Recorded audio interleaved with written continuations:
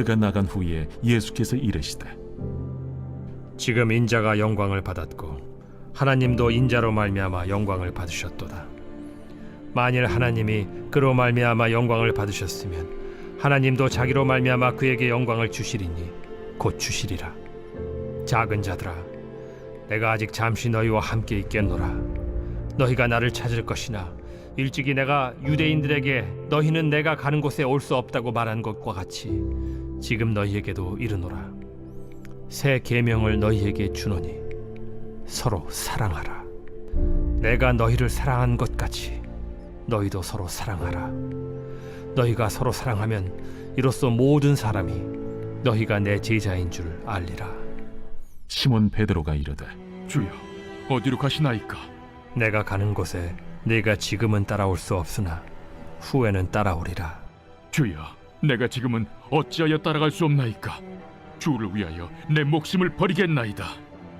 네가 나를 위하여 내 목숨을 버리겠느냐? 내가 진실로 진실로 네게 이르노니 닭 울기 전에 네가 3번 나를 부인하리라.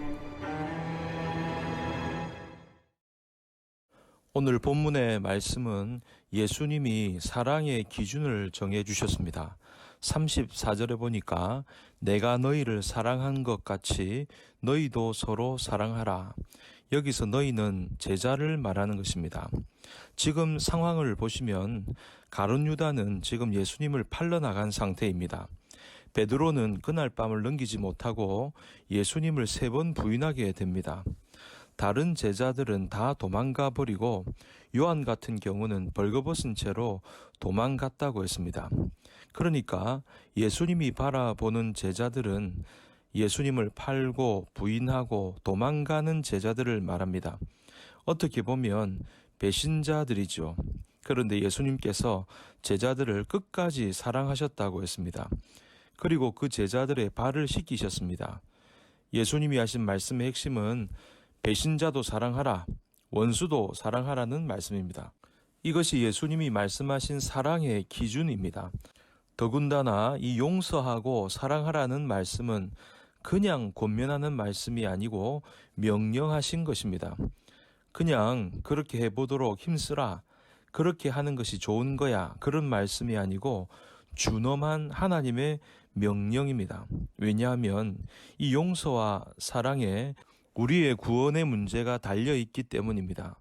분명히 성경은 말합니다. 사랑이 없으면 구원받은 사랑이 아닙니다.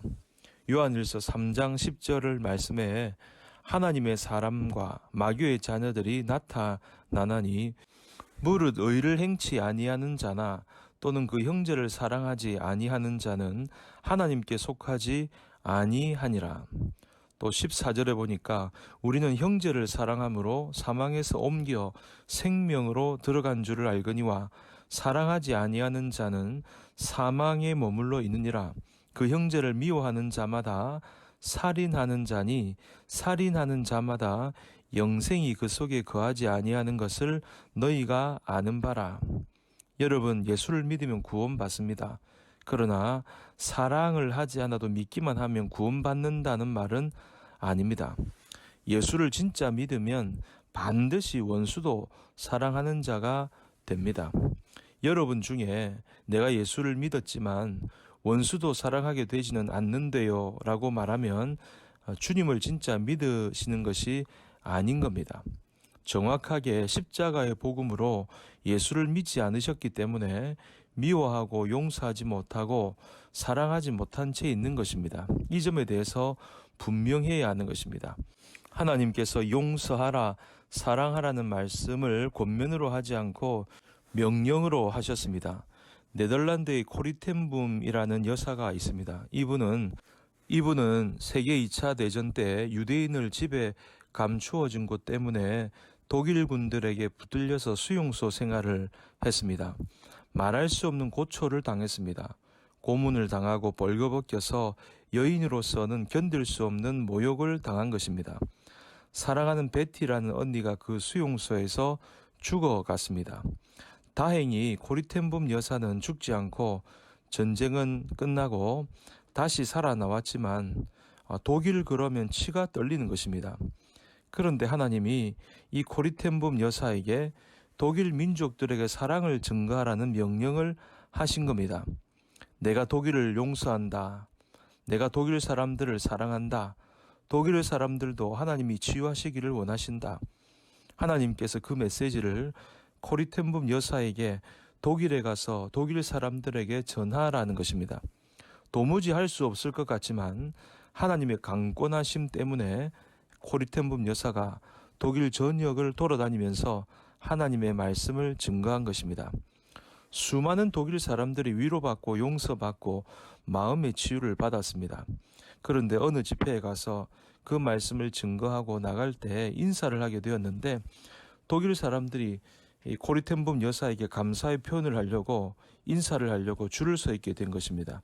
그 중에 한 사람이 눈에 띄게 되었는데 도무지 잊을 수도 없고 잊어지지도 않는 자기를 담당했던 간수가 자기에게 인사하는 사람들 줄에 서 있는 것을 보게 된 것입니다. 그때 고통스럽게 죽어가는 언니의 얼굴이 떠오르더라는 것입니다. 코리텐붐 여사가 그 당시의 감정을 이렇게 표현했습니다. 그 순간 내 피가 거꾸로 용소 숨쳐 올랐습니다. 나는 하나님께 외쳤습니다. 하나님, 저 사람만큼은 용서할 수 없습니다. 그때 하나님께서도 나에게 큰 소리로 말씀하셨습니다. 용서해라. 아니, 나는 할 수 없어요.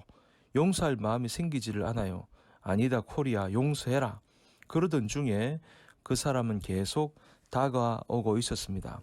하나님은 계속 나에게 말씀하셨습니다. 나는 너에게 용서할 마음이 있는가 없는가를 묻는 것이 아니라 용서해라. 이것은 나의 명령이다. 그 순간 나의 힘으로는 도무지 용서할 수 없어서 순종해야 하는 것을 느꼈습니다. 예수님이 나의 주님이시기 때문입니다.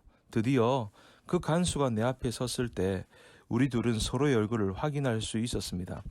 그는 깜짝 놀라서 뒷걸음질을 했는데 나는 팔을 벌려서 그를 안았습니다. 그리고 하나님은 당신을 사랑하십니다. 나는 당신을 용서합니다. 라고 고백했습니다. 놀랍게도 하나님은 나에게 순종할 힘을 주셨습니다. 그 순간 용서의 능력과 함께 깊은 평화, 하나님의 놀라운 임재를 경험한 것입니다. 여러분, 우리 자신의 힘으로는 모든 사람을 용서하고 사랑할 수가 없습니다. 그러나 예수님의 십자가의 사랑을 깨달은 사람은 용서할 수 있습니다. 십자가를 통과한 사람은 용서할 수 있게 되는 것입니다. 여러분, 오늘 예수님이 말씀하신 것과 같이 내가 너희를 사랑한 것 같이 너희도 서로 사랑하라는 이 말씀을 마음에 잘 새기고 내가 용서할 수 없고 용서할 수 없는 사람도 용서하고 사랑할 수 있는 저와 여러분 모두가 될 수 있기를 주님 이름으로 간절히 축복합니다.